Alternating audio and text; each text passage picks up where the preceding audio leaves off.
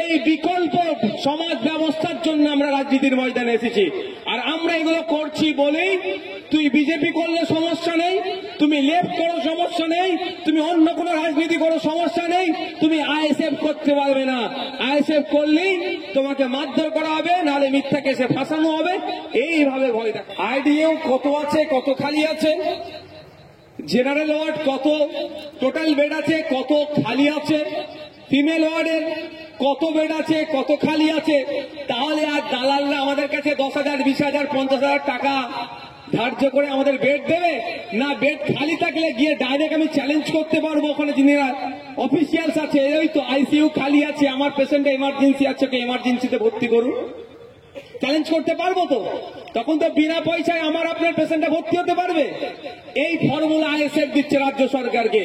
এই ফর্মুলা যদি রাজ্য সরকার নেয় তাহলে দালাল রাজ বন্ধ হয়ে যাবে। দালাল রাজ বন্ধ হলে খোঁজ নিয়ে দেখুন, ওই 75% যে কালীঘাটে যাচ্ছে, কালীঘাটে যাওয়া বন্ধ হয়ে যাবে। সেই জন্য আইএসএফ এর কথা নেওয়া যাবে না, ওদের কর্মীদেরকে জেলের মধ্যে রাখো। কাদের কথা বলছি ভাই? মানুষের কথা তো। এই মানুষের কথা বলছি বলেই আমরা বিজেপি দালাল হয়ে যাচ্ছি, মানুষের কথা বলছি বলেই আমরা মুসলমানদের দল হয়ে যাচ্ছি। এই অল্টারনেটিভ পলিটিক্স আমরা দিতে চাইছি। আমরা বিকল্পের সন্ধানের কথা বলছি। অনেক কথা বলছেন, স্বচ্ছতার কথা বলছেন, সততার প্রতীক বলে নিজেকে জাহির করছেন। আমরা প্রস্তাব দিচ্ছি, চাকরিতে যে দুর্নীতি হয়েছে এটা তো সমাধান করতেই হবে। আগামী দিনে যে চাকরিগুলো হবে, যারা পরীক্ষা দিচ্ছে, যে ওএমআর শিটের একটা কার্বন কপি করা হোক, ওএমআর শিটের একটা কার্বন কপি করা হোক। আপনার পরিবারের ছেলে মেয়েটা পরীক্ষা দিতে গিয়েছে, ও উত্তর দিয়ে এসেছে, ওর একটা কার্বন কপি বাড়িতে নিয়ে চলে আসুক। তারপরে যত ওএমআর শিট আছে সব আপনার ওয়েবসাইটে আপলোড করে দিক, কার সন্তান কত পেয়েছে পুরো জনমানুষে দেখে নিক। আপনার পাড়ায় রাম কত পেয়েছে, আপনার পাড়ায় রহিম কত পেয়েছে, সারা পৃথিবীর মানুষ চাইলে দেখতে পারবে। এই স্বচ্ছতার ব্যবস্থা মুখ্যমন্ত্রীকে করার জন্য আমরা বলছি। কিন্তু এই স্বচ্ছতা করলে আর আপনার এলাকায় হুগলি জেলার দুটো নেতা, এখন বড় নেতা জেল খাচ্ছে না? ভাইপোর খুব কাছের মানুষ তো ছিল, তারা আরো নেতা জেলে যাবে। খোঁজ নিয়ে দেখুন, দিল্লিতে কেউ কিছু বিনিময়ে হয়তো সেটিং করে রেখেছে, কিছুর বিনিময়, সেটা অর্থ হতে পারে, অবৈধ কোনো কিছু ডিমান্ডে থাকতে পারে, কিন্তু সেটিং করে রেখেছে, নাহলে অনেক বেটাই জেলে যেত। আমাদের বক্তব্য ওখানে ভাইবা যখন হয়, যখন মৌখিক নেয়, ওখানে অন ক্যামেরা ইন ক্যামেরা হোক, ক্যামেরা থাকুক ওই রুমে, আপনার ছেলেটাও ভাইভাতে যাবে, আমার ভাইটাও ভাইভাতে যাবে, রেকর্ড থাকুক। তখন তো ধরা পড়বে যার কাছে মাল নিয়েছে তার বলে বাবার নাম কি, তোমার নাম কি, কোথায় বাড়ি বলে ছেড়ে দিচ্ছেন। আর যার আপনার বাড়ি, যে সারাদিন মাঠে থেকে সন্ধ্যাবেলায় মাঠে যায় মেহনতের পয়সায়, ওই রাম হোক আর রহিম হোক তার সন্তানকে উচ্চশিক্ষায় শিক্ষিত করলো, তাকে ফেল করানোর জন্য যতটা পারছে শক্ত কোশ্চেন করছে, কঠিন কোশ্চেন করছে, তারপরে উত্তর দেওয়ার পরেও যেহেতু ক্যামেরা নাই, সে পাচ্ছে 0 কি 5 কি 7। আর যার তোর বাবার নাম কি রে, তোর দাদুর নাম কি, তোর বাড়ি কোথায় বলে ছেড়ে দিচ্ছে, তাকে 10-এ 10 দিয়ে দিচ্ছে। আমরা চাইছি ওখানে ক্যামেরা হোক, ওই ভাইবাটা ক্যামেরার মাধ্যমে হোক, মানে অর্থাৎ সেখানে একটা ভিডিওগ্রাফি হোক। যে কোনো সময় যে কেউ চ্যালেঞ্জ করবে, যদি সত্যিকারের সততার প্রতীক হয়, যার চ্যালেঞ্জ হবে সে সেই ভিডিওটাকে কোর্টে দিয়ে দেবে, যা দেখে নাও এই ভাইবাতে কি বলেছে আর কি উত্তর পেয়েছে। এই বিকল্প সমাজ ব্যবস্থার জন্য আমরা রাজনীতির ময়দানে এসেছি।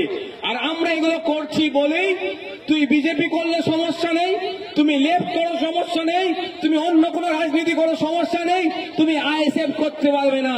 আইএসএফ করলেই তোমাকে মারধর করা হবে, নাহলে মিথ্যা কেসে ফাঁসানো হবে, এইভাবে ভয় দেখানো হচ্ছে। বলুন এই দাবিটা কাদের জন্য করছি? শুধু কি আমরা আমাদের পরিবারের জন্য, না আপনার জন্য, সাধারণের জন্য করছি? বলুন আপনারা, সাধারণ মানুষের জন্য করছি। আজকে যদি এই স্বচ্ছতার সাথে পরীক্ষাগুলো নেওয়া হতো, তাহলে 1000 দিন ধরে, যে 1000 দিনের উপরে যে আন্দোলন করছে কলকাতার রাজপথে, ভুলে গেলে চলবে না। তবে আমি সাথে বলবো, 1000 টাকার বিরিয়ানির প্যাকেট ছাড়বেন না, যা আসবে কিছু ছাড়বেন না, নিয়ে নেবেন, ছাড়বেন না, যেন আপনার টাকায় আপনাকে ফেরত দিচ্ছে। বিভিন্ন ভাবে লুট হয়েছে আপনার টাকা। আপনাদের অনুরোধ করবো সজাগ হন, সতর্ক থাকুন। আমরা এখানে যেখানে দাঁড়িয়ে প্রোগ্রাম করছি এটা হচ্ছে একটা মাঠ। আমার তো মনে হয় যারা এখানে আছেন তাদের সংখ্যাগরিষ্ঠ মানুষ হচ্ছে কৃষক, তাই তো নাকি? আপনাদের অধিকার অনেক আছে। অন্য কোনো সময় হলে স্পেশালি কোনো প্রোগ্রাম যদি করা যায় করবো আপনাদের কৃষকদের অধিকার নিয়ে। তবে কয়েকটা কথা বলবো, হয়তো অনেকের আজকে নতুন লাগবে, আমার মনে হয় অনেকে নতুন লাগবে। তার প্রথম কথা বলি, 60 বছরের নিচে কোনো কৃষক মারা গেলে তার পরিবার এককালীন 2 লক্ষ টাকা ক্ষতিপূরণ পাই সরকারের একটা প্রকল্প আছে। কটা কৃষক জানতেন আগে? একটু হাত তুলুন তো। হ্যাঁ, কেউ জানেন না? আর কৃষক কতজন আছে একটু হাত তুলুন তো, যারা কৃষক আছেন। ভয় নেই, হাত তুলতে পারেন, ওই কেস পেছনে আমরা বুঝে নেব। কেসের ভয় দেখাই তো আমি আপনাদের বলে রাখি, কেসের ভয় পাবেন না। কেস তো বিরোধীদের জন্য তো জেল জরিমানা কেস তৈরি হয়েছে, কেস হয়েছে এক প্রকার। এখন যেটা হচ্ছে ভয় কি আছে? কদিন আগে আমাকে পুলিশ ডেকেছিল, একটা থানার পুলিশ। আমি সেখানে আমাকে শীতকালে আমাকে একটু ভয় লাগে, শীতকালটা আমাকে একটু বেশি, শীতের থেকে আমি দুর্বল, সত্যিকারের কথা। আমি ব্ল্যাঙ্কেট নিয়ে গিয়ে থানায় চলে গেছিলাম। যদি আমাকে রেখে দেয়, ওইটা মানে জেলের যে ব্ল্যাঙ্কেট হয় না, একটু পাতলা, 3-4টে লাগবে, আর 3-4টে দেবে না, কারণ আমি একবার জেল খেটে এসেছি তো। 3-4টে দেবে, ওইটাই আমাকে কষ্ট লেগেছিল বেশি। ওই জন্য আমি কি করেছি, একটা দামি কম্বল আমার, আমি যেটা নিই খুব দামি নয়, নিয়ে গিয়ে হাজির হয়ে গেছিলাম। যদি রেখে দেয় ওটা গায়ে দিয়ে থেকে যাব। আমি আপনাদের বলে রাখছি, যারা আইএসএফ এর কর্মী আছে, শুধু আইএসএফ এর নয়, যারা ন্যায়কে প্রতিষ্ঠা করতে চাইছেন, গণতন্ত্রকে সুরক্ষিত করতে চাইছেন, গণতন্ত্রের লড়াইয়ে যারা নিয়োজিত আছেন, যদি কাউকে অ্যারেস্ট করে আপনারা ভয় পাবেন না। কোন দাদা দিদির কাছে গিয়ে তেল লাগানোর দরকার নাই। আপনাদের আধার কার্ডের জেরক্স আমাদের নেতৃত্বের মাধ্যমে আমাদের কাছে পৌঁছে দেবেন। আপনাদের চন্দননগর কোর্ট থেকে জামিন করাবো, তার চুচুড়া কোর্ট থেকে যদি না হয় কলকাতা হাইকোর্টে নিয়ে জামিন করাবো, সেখানেও না হয় আপনাদের জন্য সুপ্রিম কোর্টে গিয়ে জামিন করিয়ে মালা পরিয়ে আপনাদের বাড়িতে পৌঁছে দেব। কারো দুর্নীতিগ্রস্ত নেতাদের কাছে গিয়ে তেল লাগাবেন না। বিচার ব্যবস্থা জিন্দা আছে, বিচার ব্যবস্থা আছে বলে আমরা মাথা তুলে চলতে পারছি, কাউকে তেল লাগাবার দরকার নেই। এটাও সাথে সাথে শুনে রাখুন, যারা আপনার নামে মিথ্যা কেস দেবে, আপনাকে অ্যারেস্ট করাচ্ছে, এটাও তাদের উদ্দেশ্যে শুনিয়ে রাখবেন, মিডিয়ার মাধ্যমেও যাবে। তাদেরও লোক যদি এখানে থেকে শুনে রাখুন, নওশাদ সিদ্দিকী আইএসএফ ছাড়ার লোক নয়। 5 টাকার পেনের খোঁচাতেও কিন্তু তাদের আমরা ঘুম হারাম করব। আমরা মারের বললাম, মারের রাজনীতি করিনি আর করবো না। যদি কেউ আইন হাতে তুলে নেয় তার পাশেও দল থাকবে না। আমাদের অবস্থান ক্লিয়ার। কিন্তু আইনের গণ্ডির মধ্যে থাকুন, জামিন করাবো, কেস চলবে।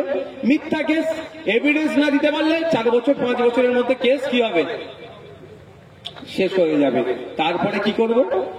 আমার যে ভাইকে মিথ্যা কেস দিয়ে জেলে রেখেছিল, যে ভাইকে মিথ্যা কেস দিয়ে দীর্ঘদিন কিছুদিন বাড়ি ছাড়া করে রেখেছিল, সেই ভাইকে দিয়ে আমরা কি করব? যে মিথ্যা কেস দিয়েছে তার নামে মানহানির মামলা ঠুকবো, ছাড়ে কথা বলবো না।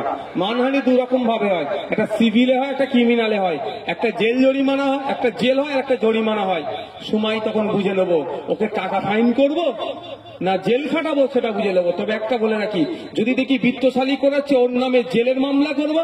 আর যদি গরিব মানুষের চর্বি ছিল, দাদা দিদির কথা শুনে মিথ্যা কেস করেছে, ওর নামে ফাইনটা দেবো, যাতে ওর জন্য বেশি কষ্ট হয়। তখন কোনো দাদা দিদি এসে ছাড়াতে পারবে না, এটা মাথায় দিয়ে দেবেন, মাথায় দেবেন। অনুব্রত বাবুর কথা দেখুন, এখন শাহজাহান বাবুর দেখুন, দুটো দেখুন।